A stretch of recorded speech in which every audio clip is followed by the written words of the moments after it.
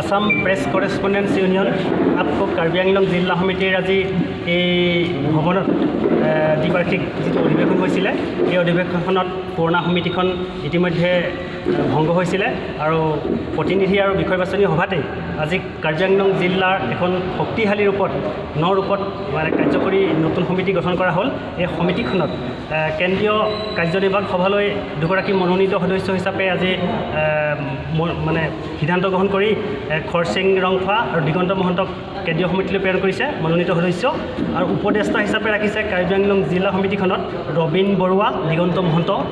তাৰপিছতে কাৰ্বি আংলং জিলা সমিতিখনত সভাপতি হিচাপে নিৰ্বাচিত হৈছে চামচিং প্ৰ, কাৰ্যকৰী সভাপতি চেমচিং ইংটে, উপসভাপতি বীৰেন গোৱালা, সম্পাদক ধৰ্মেন্দ্ৰ খাকলাৰী, সহকাৰী সম্পাদক দুগৰাকী, ইয়াৰে এগৰাকী হৈছে সৌৰভ দাস, নেত্ৰকমল শৰ্মা, কোষাধ্যক্ষ লংকিৰাম টেৰণ, সাংগঠনিক সম্পাদক চাৰ্চিং ৰংপি, পত্ৰিকা সম্পাদক নৰেন হাজৰিকা, কাৰ্যকৰী সদস্য ছজন লাংবামন ইংটে, ৰাজু কাঠাৰ, মিজোৰাম হাঞ্চে, পংকজ ডেকা, নাৰায়ণ বৰুৱা, ৰত্নকান্ত পাঠক।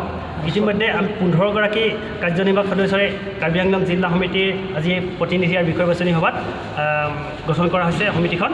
আমাক কেন্দ্ৰীয় সমিতিয়ে 3গৰাকী সদস্যক আমাৰ এই প্ৰতিনিধি আৰু বিষয় বাছনি সভালৈ নিয়োগ কৰিছিলে, আৰু সেইমতে আজি আমি উপস্থিত হ'লোহি।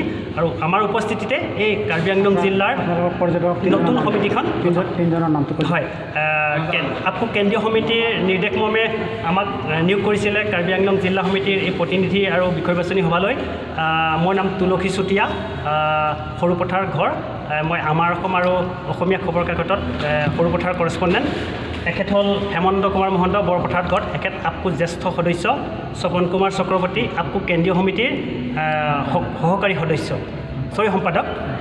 এই 3গৰাকী আমি আজি আপকো কাৰ্বি আংলং জিলা অধিৱেশনৰ সুন্দৰ পালোঁ। এটা সুন্দৰ এৰেঞ্জমেণ্ট হৈছে, আৰু আমি পাহাৰীয়া জিলাখন এজন শক্তিশালী ৰূপত গঠন কৰিবলৈ পাই আমাক পৰ্যবেক্ষক 3গৰাকী অতিকৈ আনন্দিত হৈছোঁ। অনাগত দিনত এই নতুন সমিতিখনক আমি তেখেতসকলৰ যিটো আপকোৰ কৰণীয় আছিলে সেই কৰণীয় কাম কাজখিনি নিয়াৰিকৈ কৰি যাওক, আমি শুভেচ্ছা জনাইছোঁ নতুন সমিতিখনলৈ। কাৰ্বি আংলং জিলা আপকোৰ সাধাৰণ সম্পাদক হিচাপে ধৰ্মকাত নিৰ্বাচিত হৈছোঁ। মই ক'ব লগাটো হ'ল সাংবাদিকৰ ক্ষেত্ৰত বহুত ক'ব লগা আছে বা কৰিবলগীয়া বহুত আছে।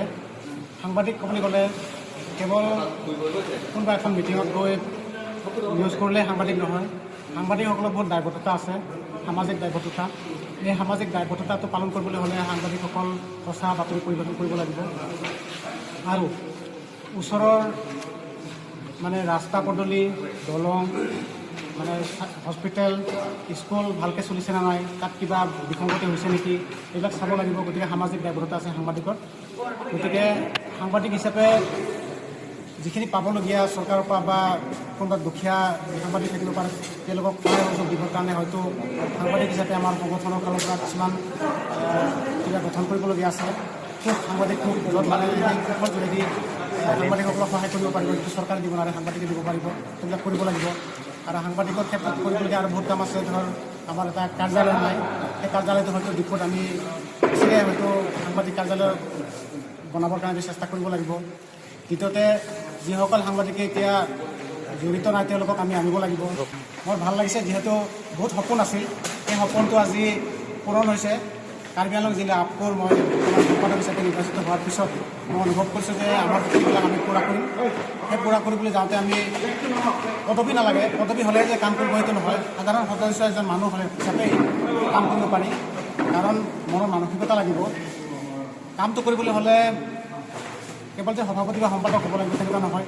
এজন সদস্য হিচাপে এজন কামটো আগবাঢ়ি গ'লে কাৰ্যক্ষেত্ৰত কামত আগবাঢ়ি গ'লে নিশ্চয় কামটো কৰিব পৰা যাব।